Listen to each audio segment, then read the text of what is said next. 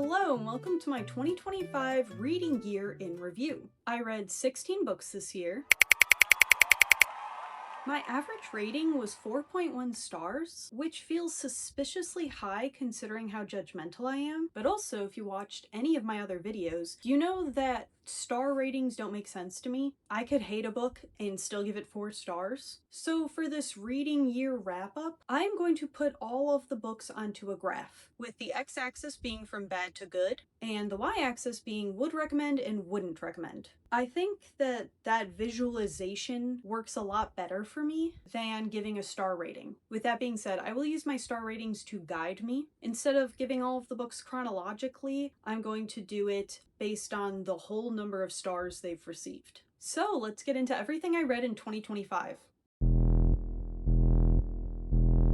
2-star tier is pretty small, which is good. I started the year with the worst book. Legacy of Shadows by Tessa Hale is the first book in the trilogy titled Supernaturals of Castle Academy, and it was a free Amazon Prime read. It did feel free for a reason. I have to be honest, I remember very little of the plot. The story follows 17-year-old Leighton. Leighton is being abused by her mom and her mom's boyfriend and plans to run away using money that she's making at this diner she works at. She escapes her abusive home when her long-lost bestie Colt just reappears in her life, and she gets to live with him and his butler and all of his friends that all live in his house. And his dad is dead and her dad is dead and they might have been friends.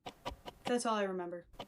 Oh, and all of her, newfound friends are magic in some way. I think they all shapeshift, but I don't know why. There's also the plot of her going to this Castle Academy, but if I'm remembering correctly, they never call it Castle Academy, which was very frustrating given the title of the trilogy. I found their reunion strangely flat when I was expecting big emotions, and that lack of emotional depth continues on throughout the entire book. The plot drags, Leighton is kept in the dark for far too long, and there are super mundane scenes that are dragged out so far when really exciting scenes with big supernatural reveals, like for example vampires being real and shapeshifters not only existing but are in Leighton's close friend group, are not given the amount of pages that I feel like they deserved. The whole plot was not as coherent as it should have been. The main character herself, Leighton, was inconsistently written. She was supposed to be invisible and traumatized, but she's randomly quippy and very socially at ease, which doesn't line up to me. The writing also leaned heavily into fan fiction-y tropes, like overprotective love interests, a bunch of cutesy nicknames, and every male character immediately falling in love with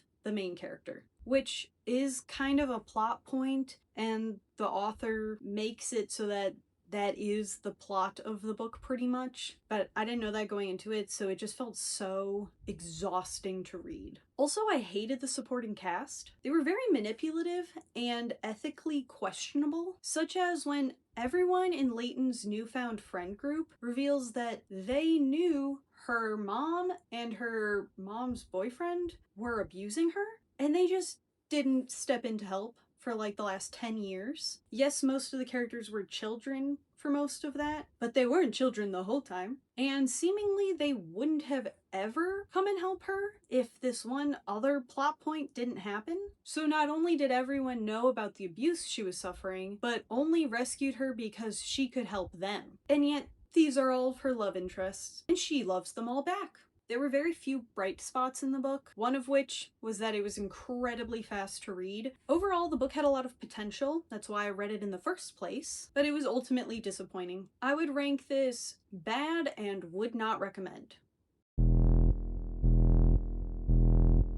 Wings of Starlight by Allison Saft was unfortunately disappointing. The book is meant to be a prequel to the Tinkerbell movies, in which we get to learn about Queen Clarion's backstory. The premise had so much potential, and the book cover was very pretty, and I really wanted to like this book. But the execution left me so frustrated. The book is set entirely in Pixie Hollow, which is where the Tinkerbell movies take place, except for when they go to Earth, but we're gonna ignore that. It follows Princess Clarion as she prepares for her coronation, but these strange creatures called nightmares start terrorizing the island. Clarion sneaks around to try to figure out how to stop these nightmares, and ends up meeting Mallory, the warden of the Winter Woods. The two work together even though they can't exist in each other's parts of the island for very long, as Queen Clarion's wings will freeze in the winter, and Lord Mallory's wings will melt in any of the 3 other seasons. Which is not the fault of this book, but that does feel unfair from like a world building perspective. But my biggest issue was Clarion's characterization. In the book, she breaks rules and is very driven by her heart, which makes her sudden decision to close the gates between winter and all of the other seasons make no sense. And then I haven't seen The Secret of the Wings movie in a long time, but I feel like she was none too pleased to find out Tinkerbell and the other characters were adventuring into the Winter Woods, even though as the princess of Pixie Hollow, she would go into the woods. It is a very do as I say, not as I do thing, but it was just so frustrating because I can't imagine the Clarion in this book making that rule. And she cut Mallory out of her life completely. I think the book takes place either hundreds or thousands of years before the movies. Please fact check me on that. But for Clarion and Mallory to have such a whirlwind romance and then cut it off for either hundred or thousands of years makes no sense, especially given how we left them in the book. Like, I understand that they were both anxious about either one's wings getting damaged, but I feel like they still could have just like hung out at the border and talked, if nothing else. Writing characters and having to fit them into a pre-established storyline must be very hard to do, and I do commend the author for taking on that task. However, I think the issue is the characters she made are too good, because I felt like I really understood these characters. But that's how I know that they would not have made the decisions that they made. The ending just doesn't fit the rest of the book. There were a lot of little moments that I found very enjoyable, none that I can think of off the top of my head, but I know that they were there. But overall, this book just fell flat. I wanted to love it and I couldn't. I gave it 3.75 stars, and I would put it kind of good, but I wouldn't recommend. Pretty Little Liars, Flawless, and Perfect by Sara Shepard are the first 3 books in the Pretty Little Liars series. These books are the ones that the 2010s TV show is based off of. I never finished the show, but I knew from online discourse that I hate the ending, so I decided to start reading these books to see if I'd like them a little bit more. I'm also ranking them all together because I can't remember the differences between the books. Basically, there are 4 girls: Aria, Spencer, Hannah, Emily. They had a 5th girl in their friend group, Allison. Allison goes missing one night at a sleepover. We fast forward like 3 years. Aria is coming back from Iceland because her father had to move there for work. Hannah is now one of the popular girls at school. Prior, all 4 girls were very unpopular until Allison collected them into her friend group. Spencer has like no friends, but she's very academic and on a field hockey team, I think. And then Emily is a really good swimmer and is coming to terms with her being gay. A bunch of shenanigans ensue. Picture every bad decision that a middle schooler could make, and that's what they do. I surprisingly liked these books. Each chapter is told from a different point of view, so even though the 4 main characters don't interact all that often, we get to see very close up to what they are each doing in their lives. The main conflict of the story is that all 4 girls are being blackmailed by someone. This someone signs off all of their messages with A, leading one to believe maybe it's their missing friend Allison,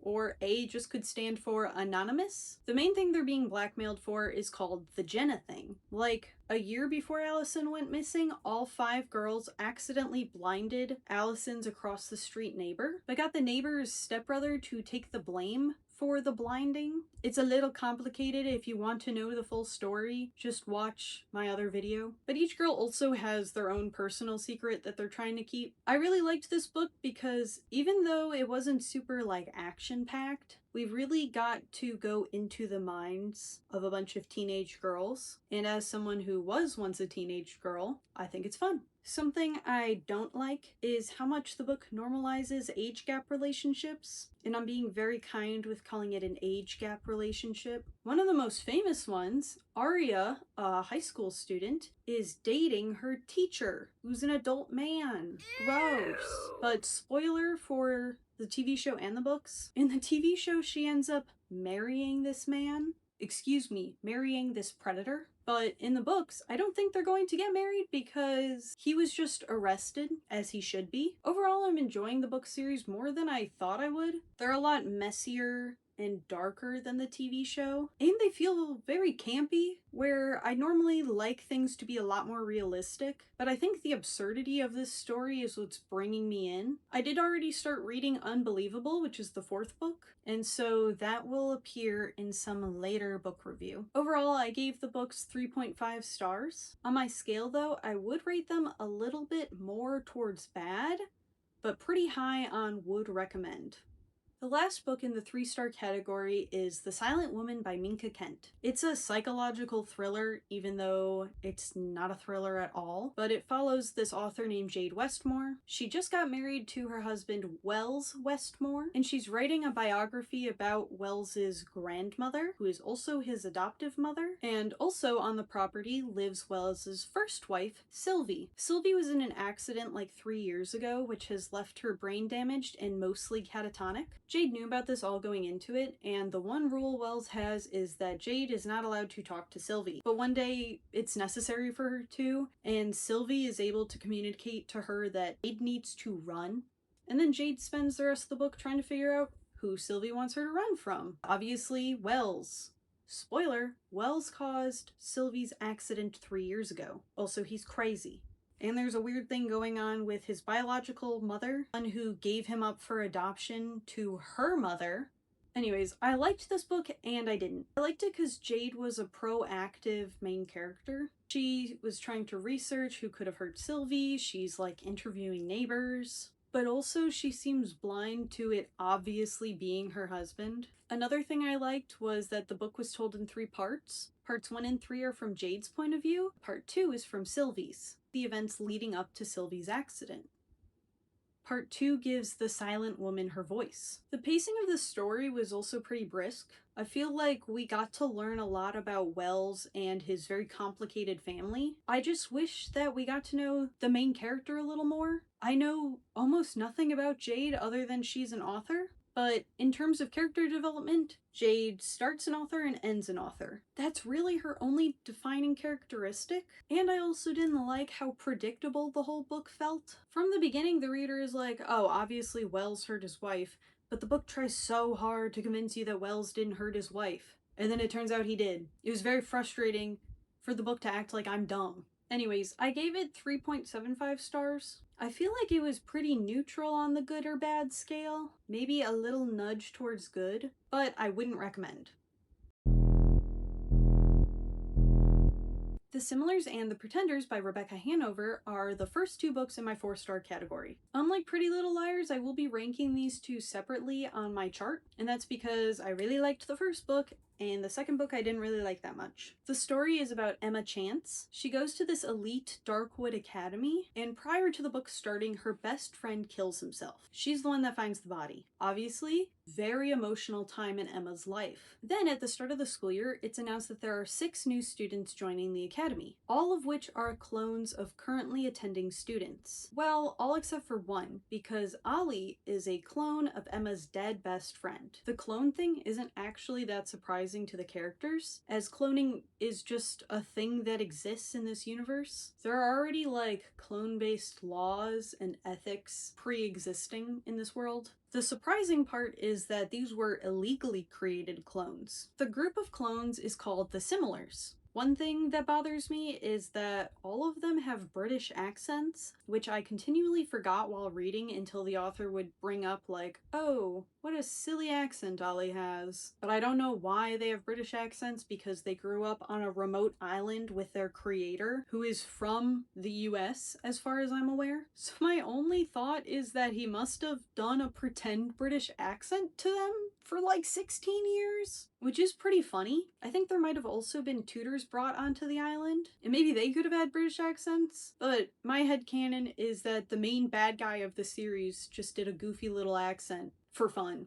Upon thinking about it, I wonder if the author made this decision in case this book series was ever made into a TV show or movie, so we could more easily discern the clones apart from their DNA donors. Just a thought. Anyways, back to the review. One of the things the book did best was putting the reader in Emma's mind. She is so angry and heartbroken that Levi, her best friend, is gone and his clone is alive and just walking around. I felt anger towards this innocent character on behalf of Emma. I think the author did a really, really good job of making you feel Emma's feelings. Something I did not feel on behalf of Emma was Emma and Ollie falling in love.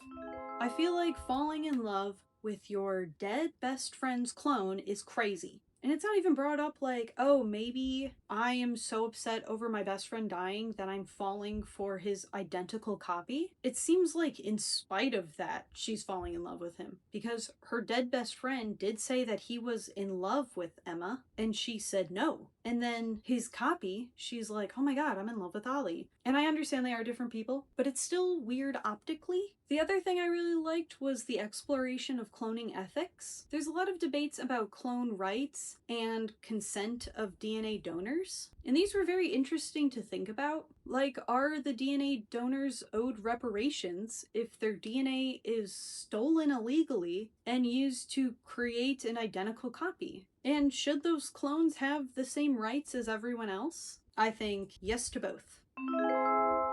I've been flipping them. Ollie is the dead best friend and Levi is the clone. I really don't want to go back and edit that all. And I don't remember what I said because I'm mostly freestyling this. But Ollie is Emma's dead best friend. And Levi, short for I can only assume Levi Strauss, is the clone that Emma is in love with. But anyways, Emma starts to believe that Ollie, the dead one, was killed by someone else and not himself. There are things to indicate this to her. And also she has this other friend that is another one of the cloned students, and she gets injured and has to go away. So now Emma's only friend is Levi, a guy she already publicly screamed at and then fell in love with. But anyways, she and Levi and the other similars try to figure out what happened to Ollie. And along the way, Emma discovers that these clones have secret missions given to them by their creator, the main bad guy. And they basically have to infiltrate the DNA families and try to just like get all their wealth. I really liked all that stuff. A subplot I didn't like nor care about was the 10, which is like the top 10 students at the academy get to have secret meetings for some reason. It's like a school-sanctioned secret society, and I don't understand it at all. I don't know why it's there. I only can assume that it's because why else would the protagonist characters ever be hanging out with the antagonist characters other than like the school forcing them together? But I don't know, that wasn't that big of a plot point. The real thing I hated was Emma falling in love with Levi and Levi also falling in love with her. I thought that was so weird. Overall, I gave the book 4.5 stars, and if I didn't know how much I would end up not liking the second book, I probably would put it somewhere different on my chart, but as just this book alone, I would put it as good and would recommend. At the end of the Similars, they find out that Oliver is alive and was just being held captive by the Similars creator, who is also his biological father. But they end up having to leave Levi behind to take Ollie with them. So Levi is now trapped on an island north of the US, maybe in Canada? And he is just alone on the island, maybe with his DNA donor's biological father. But The Pretenders picks up at the start of the next school year. Emma and Ollie spent the entire summer together because she missed him so much because she thought he killed himself. He didn't. That was a third clone that was killed. But Emma had the whole summer to tell Ollie about what happened between her and Levi, and she doesn't because she thinks it will upset Ollie. Which, yeah, it will. And I understand that usually when your friend dies, they don't come back.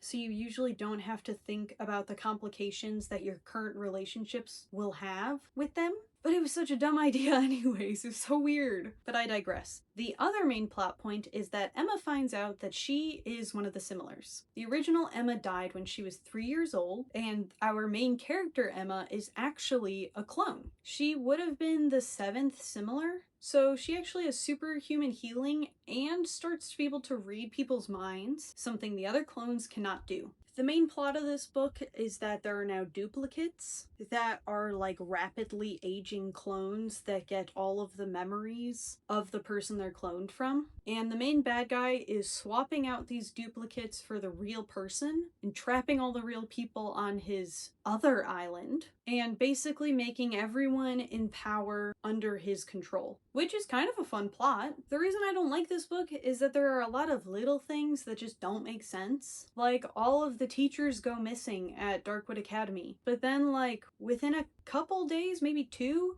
they all reappear and it turns out they were all just asleep in their beds and no one had checked there. And partway through the book, Levi comes back from the island, but at this point, Emma and Ollie are basically already dating.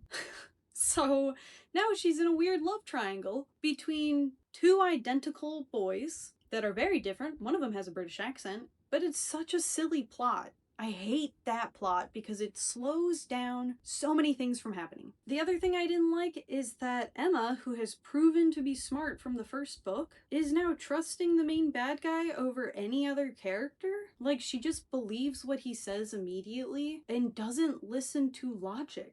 It's so dumb. And then there's a problem where, like, every chapter it felt like the author was recapping what we just learned and re-establishing the stakes that were already set a while ago. So once again, it felt like an author thought I was dumb. And I don't like feeling dumb. I don't think anybody does. The ending was really crazy though, and I say crazy in a good way.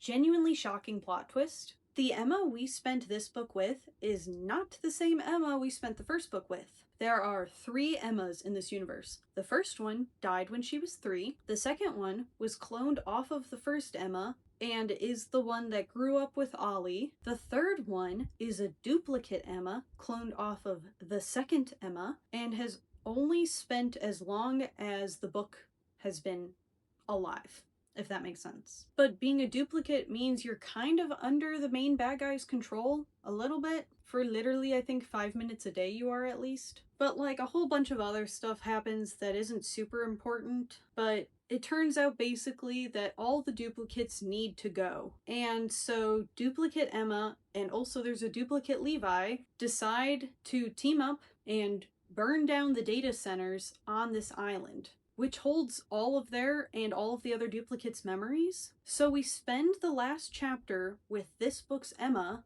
with her burning to death, suffocating on all the smoke, and slowly forgetting who she and everyone else is. Which is such a strange and traumatic ending. And then the final chapter of the book is the original Emma, and by original I mean the second Emma, because the original one is dead. She just explains how the last year she's been trapped on that island with Levi, and the 2 of them are so in love. And the Emma that Ollie fell in love with was actually the duplicate Emma. So Ollie is still alone after all of that. Emma ends with Levi. Out of luck for Ollie, I guess. The love triangle never existed. I think overall it seems like I really liked the book, but I think a lot of the plot points just felt a little unnecessary and kind of silly and chaotic, but not in a good way. So I ended up giving it 3.5 stars, and I still would rate it as good, but I would not recommend this book. The final book in the 4-star category is A Night in the Lonesome October by Roger Zelazny. I read this as part of a book club with my coworkers. We actually are currently reading another book during March. Get ready for that on my 2026 Q1 book review. I really liked this book. It was told in 31 short chapters, and you were meant to read 1 chapter for each day of October. And the book's narrator was a dog named Snuff. Snuff is a watchdog, but that doesn't accurately describe all he does. He guards these dangerous supernatural things. He patrols around the neighborhood that he and his master Jack are living in. And he assists Jack in this secretive nighttime work that we aren't explicitly told, but Jack is most likely supposed to be Jack the Ripper, so draw your own conclusions from that. I really liked how this book very slowly fed you information. I spent the first couple chapters feeling very confused and like I had missed something, but it's all by design. I'm going to explain the plot of this book even less than I did in my 2025 quarter 4 book review. If you would like to see more of the plot, watch it there. But basically, Jack and Snuff are part of this thing with other occult practitioners, such as witches, necromancers, Dracula, a werewolf, etc. Basically all the characters you can see on the cover. This book was really fun to read. The only thing I didn't like was having an assigned chapter a night. I hate doing homework.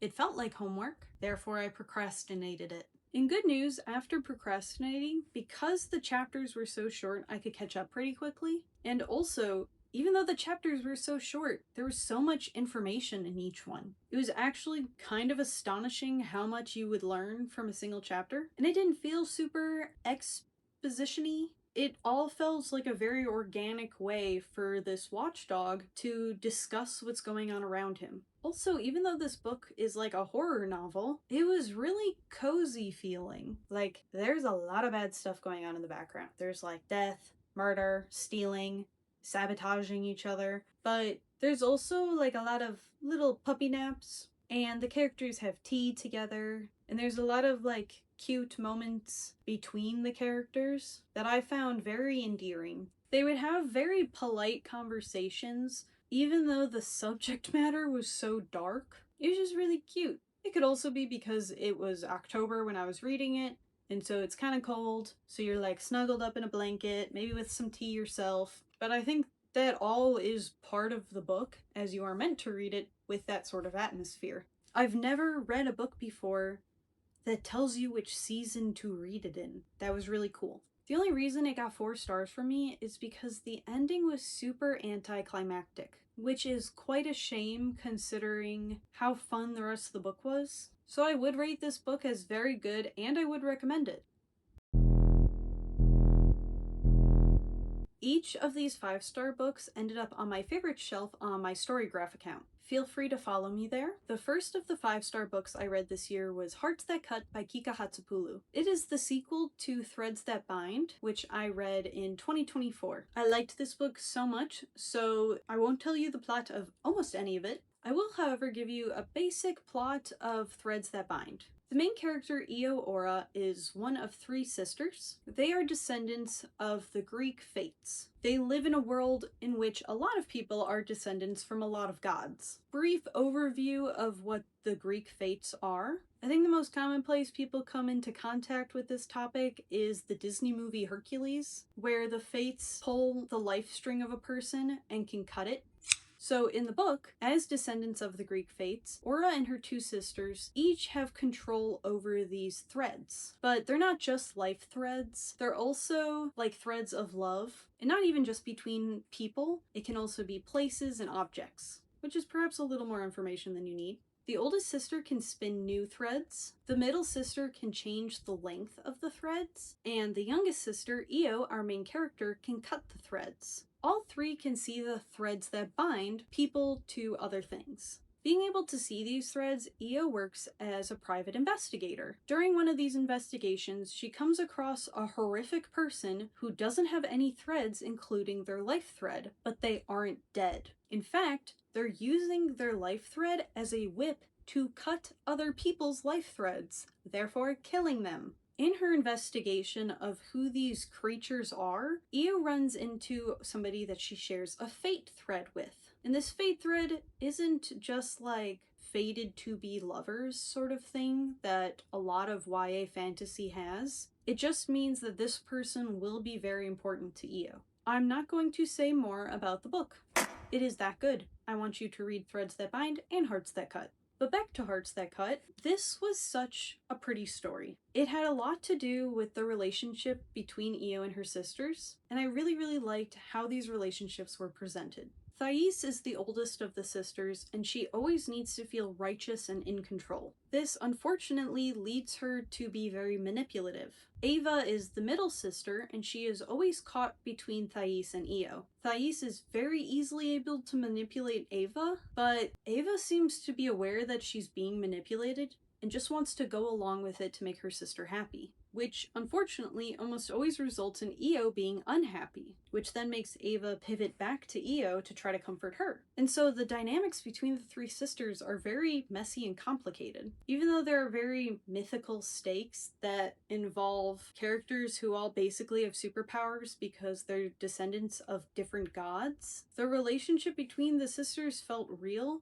and like something that I could see happening in this world. My other favorite thing in this book was Io's relationship with that person that she shares a fate thread with. Because Io is a cutter and can cut this fate thread at any time, their relationship is much more interesting than any YA fantasy book I've read where two characters are just fated to be together. Because in those other books, nothing matters. Like, nothing that any of the characters go through matter for that relationship, because we know they have to work out because they're fated. Where in this book, it's a bit of a question mark if Io and this person will continue to be fated together, as she can just cut it at any time. This resulted in their relationship being a lot more thoughtful than one would initially assume. Basically, I guess I just liked the interpersonal conflicts of this novel. I didn't find any characters that felt like too repetitive, and all of the relationships Io has with everybody are unique. It's not like, oh, all of these people are my friend, and you can basically swap them out one-to-one for any scene. Each relationship was just so distinct. Also, this has nothing to do with the actual content of the book, but I actually listened to this book on Libby, and the narrator, Mia Hutchinson Shaw, was phenomenal. She also did the first book, but her narration I feel like added a lot to this story. So if you're not opposed to listening to audiobooks, and you have several hours of uninterrupted driving time like I sometimes do, I would highly recommend listening to the Mia Hutchinson Shaw version of this book. Also, I emailed Kika Hatzopoulou, the author, and she emailed me back, and she said that my email was one of the loveliest she's ever received. So all of those things combined is why Hearts That Cut was the first book I put on my favorite shelf this year. Obviously 5 stars, obviously very good, obviously would recommend.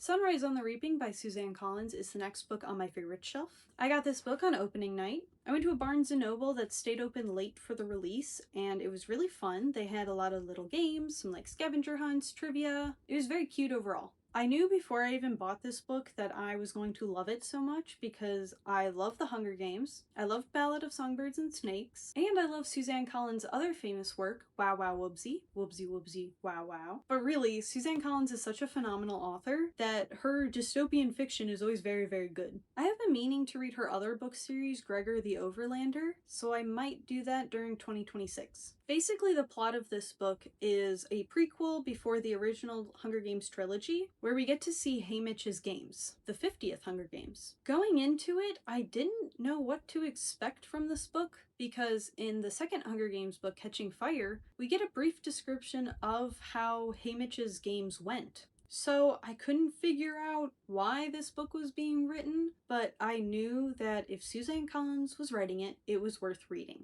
I will not be explaining in any way how this book differed from the version we got to read about in Catching Fire. I think my favorite part of the book was how we, the readers, got to see the Capitol's power, because in the Hunger Games trilogy, it's all about dismantling the Capitol. And in Ballad of Songbirds and Snakes, we get to see how Snow rose to power. But during the 50th games, Snow is firmly in power and is not afraid of crumbling. He still has 25 years to get there. We got to see the Capitol's real power, which mostly lies in performance, that is to say propaganda. And also there's a lot of discussion around the term implicit submission, which is a term I had never heard before and felt kind of important to learn. Implicit submission is not a term that Suzanne Collins made up, but rather she borrows it from David Hume's The First Principles of Government. It refers to the general population very passively just accepting a small group of leaders as the authority, and even if the general population doesn't like how the authority is running things, they just end up complying anyways. This book did make me kind of want to read Of the First Principles of Government, but perhaps I will settle for the Spark Notes. I also like when this story took place. We got to see the evolution of the games from the 10th to the 50th, and then we got to see how much is left to go between the 50th and the 75th. In the 50th compared to the 10th, there's a lot more marketing around it, which really leans into the performance and propaganda of the Capitol. I have so much more to say on this book, but I can't even put it into words. So you're just going to have to accept that I gave it 5 stars, it's a very good book, and I very much would recommend it. A second book by Kika Hatzopoulou has hit my favorite shelf. Moth Dark by Kika Hatzopoulou was so good. One of the highlights of my year was getting this book as an advanced reader's copy, courtesy of NetGalley. It released October 28th of 2025, but I think I got it sometime in June, maybe July. It took me a really long time to read it though, because I didn't want to rush it. If I really like something, I have a lot of trouble actually finishing it. So I basically spent almost the whole summer reading it. I don't know if I would have normally read this book because it is a romantasy, which I don't typically prefer. But not only did I get it for free, but it also is by Kika Hatzopoulou, who had already proven herself to be a pretty good author. So I read it. The book takes place in modern-day Manhattan, and it's mostly centered on this giant sinkhole called the Maw, which is several miles wide, and it's just kind of an abyss full of strange creatures that are called dark beasts. The Maw is not the only dark spot in the world. There are tons of little pockets of it all over. Nobody really knows where they came from, but the Dark first appeared 5 years before the plot of the book, when a massive dragon, Godzilla-like creature came out of the Dark and terrorized Shanghai. Our protagonist is named Saskia, and she is a researcher and a tour guide for the Dark. Specifically, she studies dark moths. I think the reason I liked the book as much as I did is because of her. She's brilliant but very insecure, and she gives off such former gifted kid vibes. I also once again liked how she had unique relationships with each of the different characters. It didn't feel like there were any scenes where one character could just be swapped for another, which just seems to be something that Kika Hatzopoulou does very well. Saskia also isn't perfect. She, in fact, opens the book by doing something illegal. She takes people fishing in the Dark, and it's mostly for selfish reasons. She likes to get more specimens to study, and also they pay her a lot because, once again, this is illegal. But the real plot of the book kicks off when something in the Dark grabs her. And it is seemingly like a human hand, except much longer and very blue. Obviously, this is very scary. But she's able to drag this humanoid creature out of the Dark, and it is someone claiming to be a prince. When I read that this is what the book was roughly about, I kind of didn't want to read it because I'm like, oh, it's a romantasy where some ordinary girl has this prince figure. But the book is so much more than that. The other main aspect of the book is that it takes place in both the past, present, and future. The first term we're introduced to is about knotted time, which is how one timeline can interact with the other, but not necessarily concurrently. I thought this was really cool. And the way time moves so fluidly leans very well into how gender is presented in this book, where that too is very fluid. All of the dark beasts that come out of the Dark seemingly can change their gender at will, which is kind of a cool science thing that's happening. This does include the prince, who is sometimes a princess or a princette. This also was once again a we have this fate, but it's not quite certain thing that Hearts That Cut had, where because there are non-linear timelines interacting with each other, we kind of know what has to end up happening, but we also kind of don't because, like I said, there's a lot of weird timeline stuff happening, so will that actually happen or will it not? There were a lot of things that just worked so well in this book, and I would highly encourage everyone to read it. Again, 5 stars. Again, very good. Again, would recommend. I will talk more briefly about this next one. The Yellow Wallpaper by Charlotte Perkins Gilman has been a longtime favorite of mine. I just kind of reread it this year, so I decided to add it to my reviews. It's a short story that was first published in 1892. The story is told through a secret journal of a woman who is more or less locked upstairs in her house by her husband as a rest cure. Over time, she becomes obsessed with this room's sickly yellow wallpaper and begins believing that there is a woman trapped behind the pattern. But the story is more than just like some psychological thriller about a woman stuck in a wall. It's mostly about gendered medicine and like medical abuse. And it's really a time capsule of when like anything that a woman did that was perceived wrong would just get them called hysterical and would make them have this rest cure, which basically did just mean isolate them, keep them locked up until they return to normal.